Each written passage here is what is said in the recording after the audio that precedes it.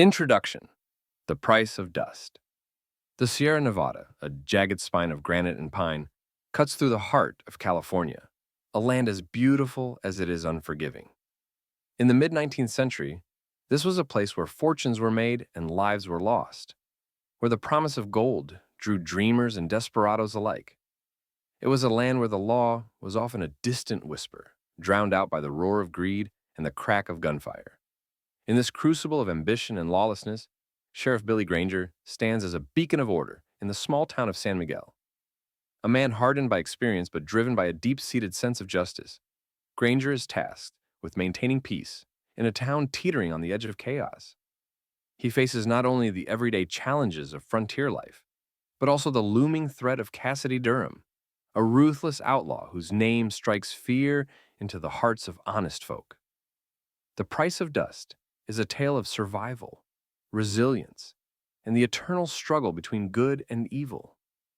It is a story of a town tested by fire, of ordinary people rising to extraordinary challenges, and of a sheriff who must confront his own demons as he battles to protect the innocent. As Durham's shadow falls over San Miguel, Granger must decide how far he is willing to go to uphold the law, and whether the price of justice is one he is willing to pay. Prepare to be swept away by a whirlwind of action, suspense, and raw emotion as The Price of Dust explores the dark heart of the Old West and the enduring power of the human spirit. In a land where life is cheap and death is always a heartbeat away, the true measure of a man is not how he lives, but what he is willing to die for. Chapter 1: The Gathering Storm. The town of San Miguel sat under a heavy sky, the kind of gray that promised rain but never delivered. The air was thick with tension, and the streets were quieter than usual. People moved quickly, heads down, as if the weight of the past few weeks had finally settled on their shoulders. Sheriff Billy Granger stood on the porch of the jailhouse, his arms crossed and his eyes scanning the horizon. He could feel it in his bones. Trouble was coming. Inside the jail, the 4 captured members of the Black River Boys sat in their cells, their faces a mix of defiance and unease. Eli Carter, the wiry man with the crooked nose, leaned against the bars, watching Granger through narrowed eyes. "You think you've won, Sheriff?" he called out, his voice dripping with mockery. "You think locking us up is going to stop Cassidy? You don't know him like we do." Granger didn't respond. He'd heard enough of Carter's taunts over the past few days. The man was trying to rattle him, to plant seeds of doubt. But Granger wasn't the kind to be shaken easily. He turned his gaze back to the street where Tom Harlan was making his rounds, rifle slung over his shoulder. The young deputy had grown quieter since the ambush at the Black River, the weight of their losses etched into his face. Granger knew the feeling all too well. The sound of hoofbeats broke the stillness, and Granger's hand instinctively went to the revolver at his hip. A rider approached, his horse lathered with sweat. It was one of the ranchers from the outskirts of town, a man named Willard Hayes. He pulled up sharply in front of the jailhouse, his face pale and his eyes wide. "Sheriff," Hayes said, his voice trembling, "they're coming." Granger stepped down from the porch, his expression hardening. "Who's coming?" "Durham," Hayes said, "and the rest of the Black River Boys. I saw them camped out near the old mining road about 10 miles east. There's at least 30 of them, maybe more. They're armed to the teeth, and they're heading this way." Granger's jaw tightened. He had been expecting this, but the confirmation still sent a chill down his spine. Cassidy Durham wasn't the kind of man to let his men rot in a jail cell. He would come for them, and he wouldn't care how many lives he had to take to get them back. "How long do we have?" Granger asked. "Not long," Hayes said. "They were breaking camp when I left. I rode as fast as I could." Granger nodded. "You did good, Hayes. Go home and get your family to safety. Stay off the main roads." Hayes tipped his hat and rode off, his horse kicking up dust as he disappeared down the street. Granger turned and stepped back into the jailhouse, his boots heavy against the wooden floor. The prisoners looked up as he entered, their expressions ranging from smug to nervous. "Looks like your boss is on his way," Granger said, his voice cold. "You'd better hope he's smarter than you are." Eli Carter grinned, though there was a flicker of unease in his eyes. You're a dead man, Sheriff. You and this whole town. Granger ignored him and turned to Tom, who had followed him inside. We need to get ready, he said. Round up every able-bodied man in town. Tell them to bring their guns and meet me at the saloon. We're going to need every hand we can get. Tom nodded, his face pale but determined. What about the prisoners? Granger glanced at the cells. They stay here. We'll post a guard, but we can't spare too many men. If Durham wants them, he'll have to fight for them. Tom hesitated. You think we can hold them off, Sheriff? 30 men, that's a lot. Granger placed a hand on the young deputy's shoulder. We don't have a choice, Tom. If we let Durham take this town, it's over, for all of us. Tom nodded again and hurried out the door, leaving Granger alone with the prisoners. The sheriff leaned against the desk, his mind racing. He had faced long odds before, but this was different. Durham wasn't just another outlaw. He was a force of nature, a man who thrived on chaos and fear. And now, he was coming, with an army at his back. Granger stepped outside and looked down the street. The townsfolk were starting to gather, their faces filled with worry. He could see the fear in their eyes, the uncertainty. They were looking to him for answers, for hope. He took a deep breath and stepped into the middle of the street, raising his voice so everyone could hear. Listen up, he called. Cassidy Durham and his gang are coming.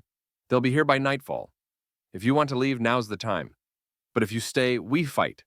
This is our town, and I'll be damned if I let them take it without a fight. The crowd murmured, their fear giving way to determination. A few men stepped forward, their hands on their gun belts. Caleb, the wiry rancher who had fought with the posse at the Black River, was the first to speak. We're with you, Sheriff, he said. This is our home. We're not running. Others nodded in agreement, and Granger felt a flicker of hope. They were outnumbered, but they weren't alone.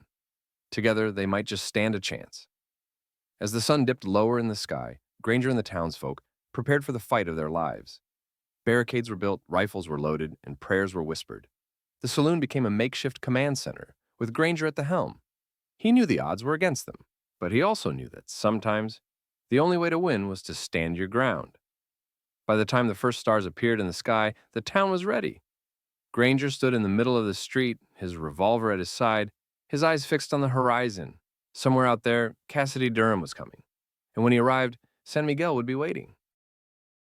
Chapter 2. The siege begins. The night settled over San Miguel like a heavy blanket, the air thick with tension. The streets were eerily quiet, save for the occasional creak of a wooden shutter or the distant whinny of a horse. Sheriff Billy Granger stood in the middle of the main street, his eyes fixed on the eastern horizon.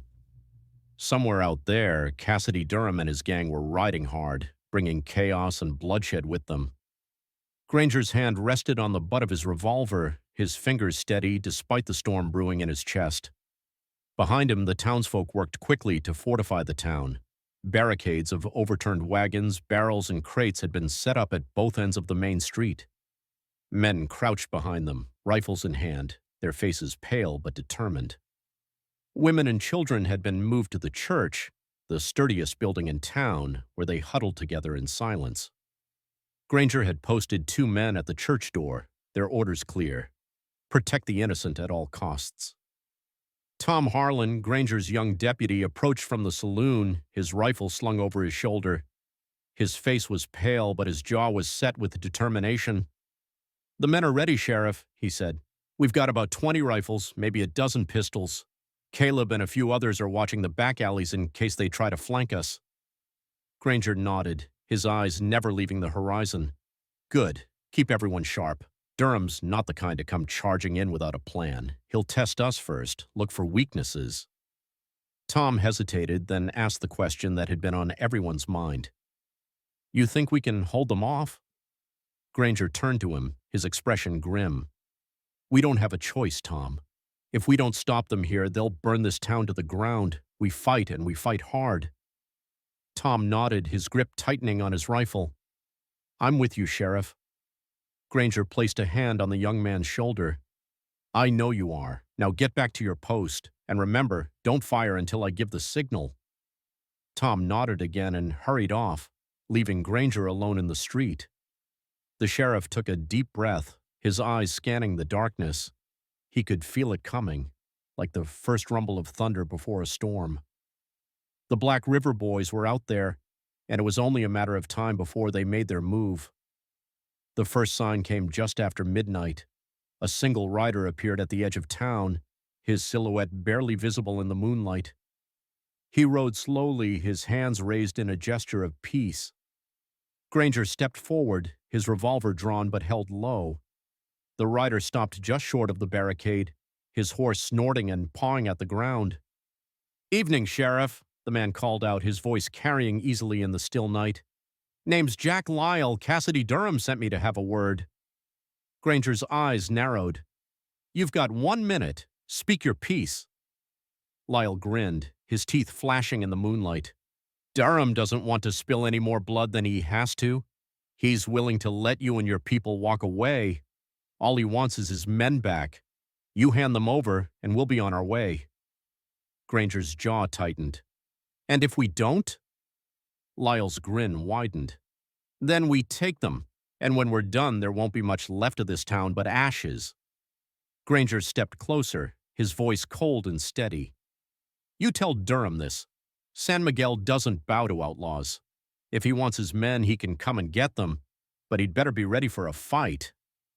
Lyle's grin faltered, and for a moment something like respect flickered in his eyes.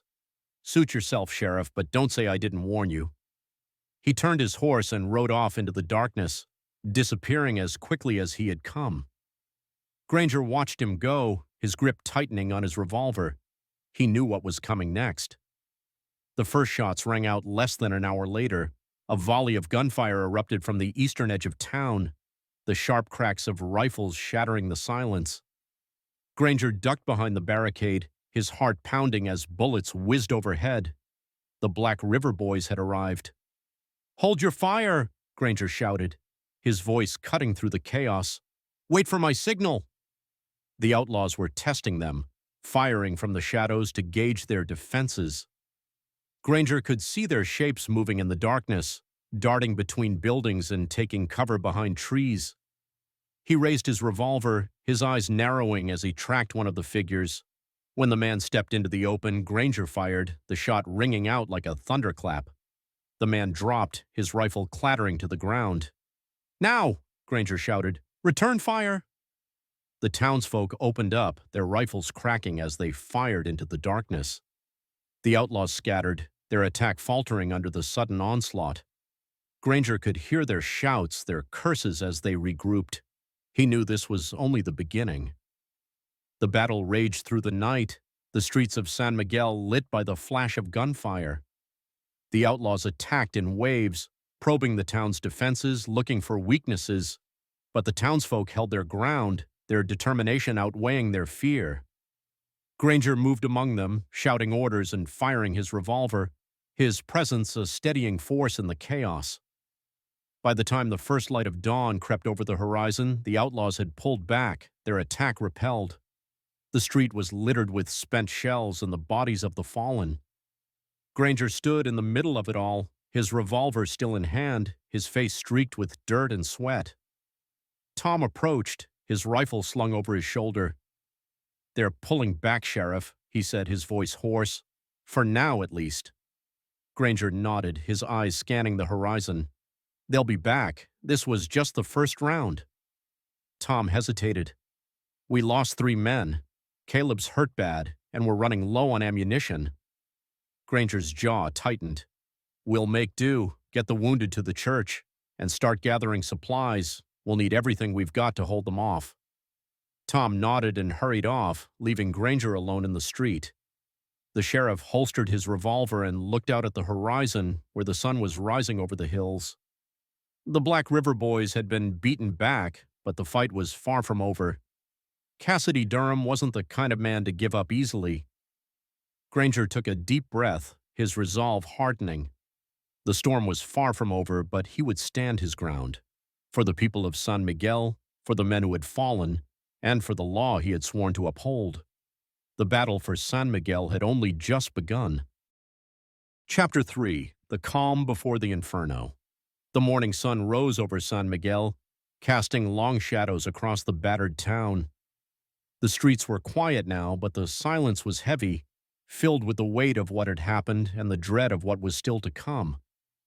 The barricades stood firm, though they were scarred with bullet holes and splintered wood. The townsfolk moved cautiously, their faces pale and drawn, their eyes darting toward the horizon as if expecting the Black River Boys to come charging back at any moment.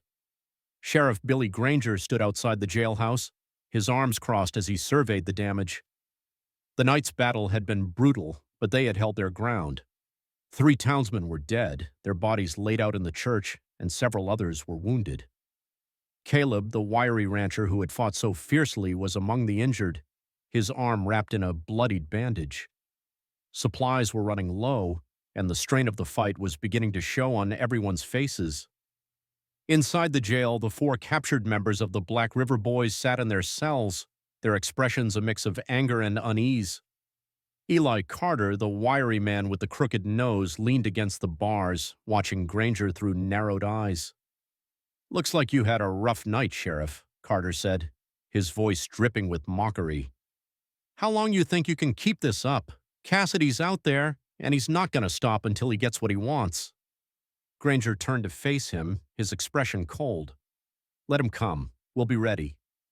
Carter smirked, but there was a flicker of uncertainty in his eyes. He knew as well as anyone that Cassidy Durham wasn't a man to be underestimated, but Granger's resolve was unshakable.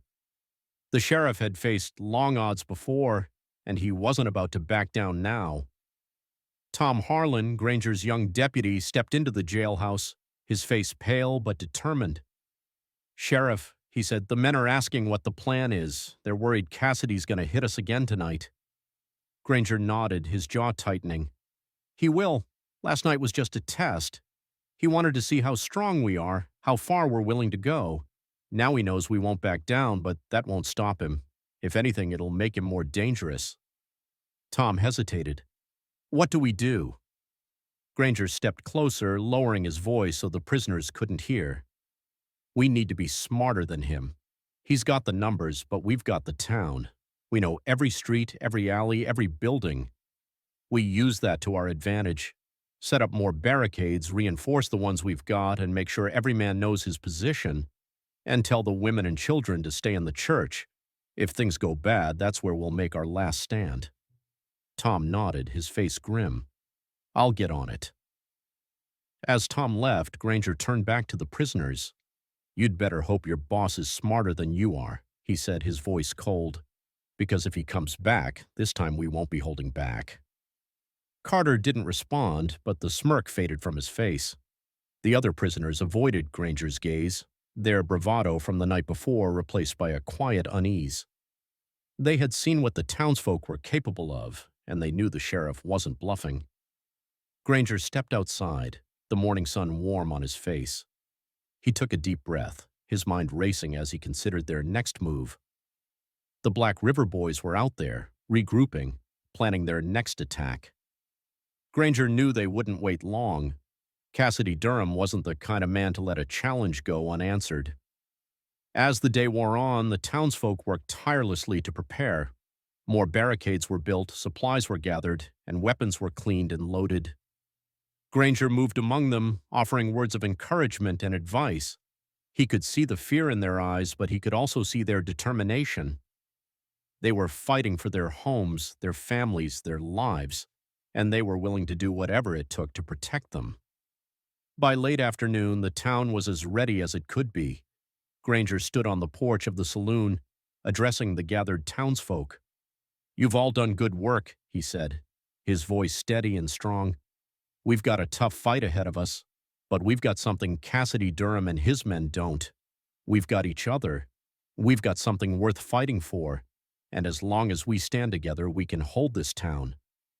The crowd murmured in agreement, their fear giving way to a flicker of hope. Granger could see it in their faces, the belief that they could win, that they could stand against the odds and come out on top. It wasn't much, but it was enough. As the sun dipped lower in the sky, Granger walked the length of the main street, checking the barricades and speaking with the men stationed there. He stopped at the church where the women and children were gathered. Inside, the air was heavy with the sound of whispered prayers and quiet sobs. Granger stepped inside, his hat in his hands. "How are they holding up?" he asked the two men standing guard at the door. "Scared," one of them said, "but they're strong. They'll hold." Granger nodded. "Good. Keep them safe. No matter what happens out there, this is the last line. If we fall back, this is where we make our stand." The men nodded, their faces grim. Granger stepped back outside, his eyes scanning the horizon. The sun was setting now, the sky painted in hues of orange and red. It was beautiful in a way, but it only served to remind him of the blood that would be spilled before the night was over. As darkness fell, the town grew quiet once more. The men took their positions, their rifles at the ready, their eyes fixed on the shadows. Granger stood in the middle of the street, his revolver in hand, his heart pounding in his chest. He could feel it coming, the storm that had been building for days. Cassidy Durham was out there, and he was coming for them. Granger took a deep breath, his resolve hardening. He had made a promise to the people of San Miguel, and he intended to keep it. No matter what it took, no matter the cost, he would stand his ground. The night stretched on, the silence growing heavier with each passing moment. And then, just as the first stars appeared in the sky, the sound of hoofbeats shattered the stillness. They were coming. Chapter 4, Fire in the Streets. The sound of hoofbeats grew louder, echoing through the still night like the drumbeat of an approaching storm. Sheriff Billy Granger stood in the middle of the main street, his revolver in hand, his eyes fixed on the eastern barricade. The men stationed there shifted nervously, their rifles at the ready, their faces pale in the moonlight. The tension was suffocating, every breath heavy with the knowledge that death was riding toward them. And then they appeared. Cassidy Durham and his gang emerged from the darkness, their silhouettes sharp against the faint glow of the rising moon. There were dozens of them, their horses snorting and pawing at the ground, their weapons glinting in the dim light. At the head of the group rode Durham himself, his broad shoulders draped in a black duster, his wide-brimmed hat casting a shadow over his face. Even from a distance, Granger could feel the man's presence, a force of nature, cold and unrelenting. Durham raised a hand, and his men came to a halt. The outlaws spread out, forming a loose line that stretched across the width of the street. Granger could see their faces now, hard and cruel, their eyes gleaming with anticipation. These were men who thrived on violence, who lived for the thrill of the fight, and tonight they had come for blood. Durham's voice rang out, deep and commanding. "Sheriff Granger, I'm giving you one last chance. Hand over my men, and I'll let the rest of you walk away. Refuse, and I'll burn this town to the ground." Granger stepped forward, his voice steady and strong. "You've already had your chance, Durham. San Miguel doesn't bow to outlaws. If you want your men, you'll have to take them." Durham chuckled, a low, menacing sound. "So be it," he said. He raised his hand and, with a sharp motion, brought it down. The Black River boys charged. The outlaws surged forward, their horses thundering down the street, their guns blazing. Bullets whizzed through the air, splintering wood and shattering windows. The townsfolk opened fire from behind the barricades, their rifles cracking in rapid succession. The street erupted into chaos, the roar of gunfire, and the screams of men and horses filling the night. Granger ducked behind a wagon, his revolver barking as he fired into the oncoming horde. He saw one of the outlaws fall from his horse, clutching his chest. But there were more to take his place. The barricades held for now, but the sheer force of the attack was overwhelming. Granger knew they couldn't hold the line forever.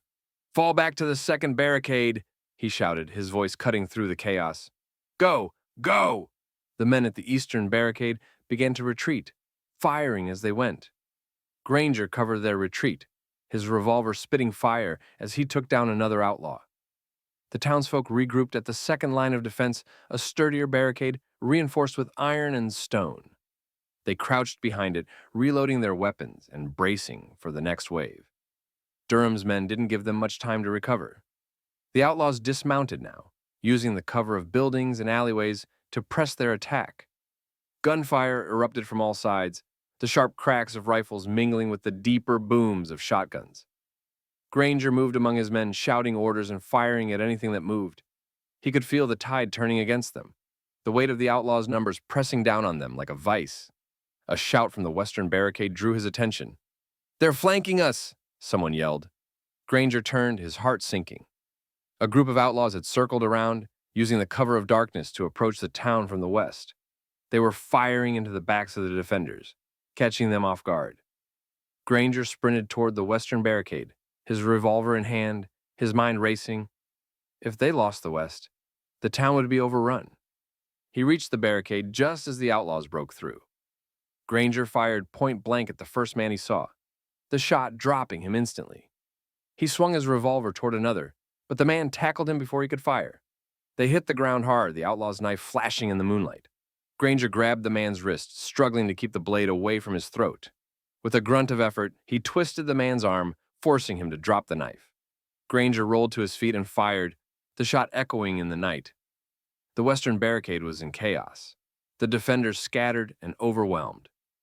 Granger shouted for them to regroup, but the outlaws were relentless, their attack driving the townsfolk back toward the center of town. Granger fired until his revolver clicked empty, then drew his second pistol, his movements quick and precise. He could feel the fight slipping away, the weight of the outlaws' numbers pressing down on them like a tidal wave. And then, through the chaos, he heard the sound of a bell. The church bell rang out, its deep, resonant tone cutting through the noise of the battle.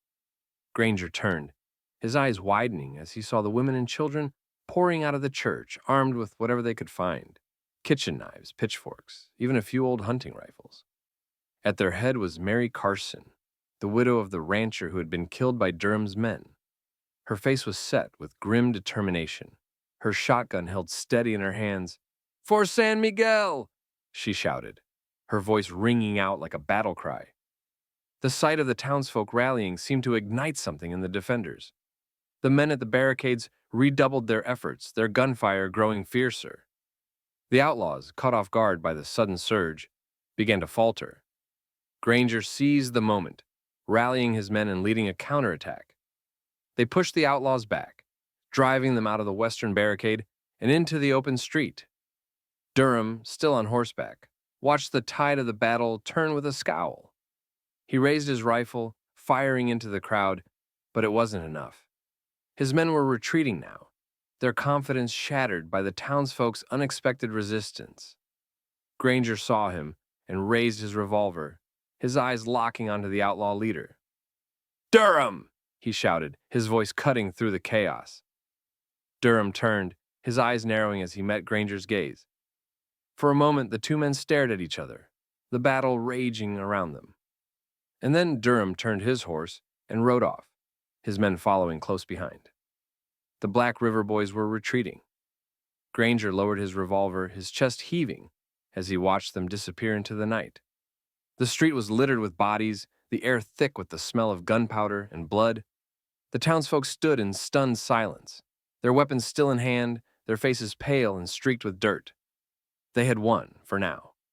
Granger holstered his revolver and turned to the townsfolk. "Get the wounded to the church," he said, his voice hoarse, "and start gathering supplies. This isn't over." The people nodded, their exhaustion giving way to determination. They had survived the night, but Granger knew the fight was far from over. Cassidy Durham would be back, and when he came, he would bring hell with him. But for now, San Miguel stood, and as long as it stood, Granger would fight to protect it. Thanks for riding along, partner. If you enjoyed this tale from the wild frontier, give us a like and hit that subscribe button. Don't forget to ring the bell so you don't miss the next chapter. Until next time, keep your boots dusty and your aim true.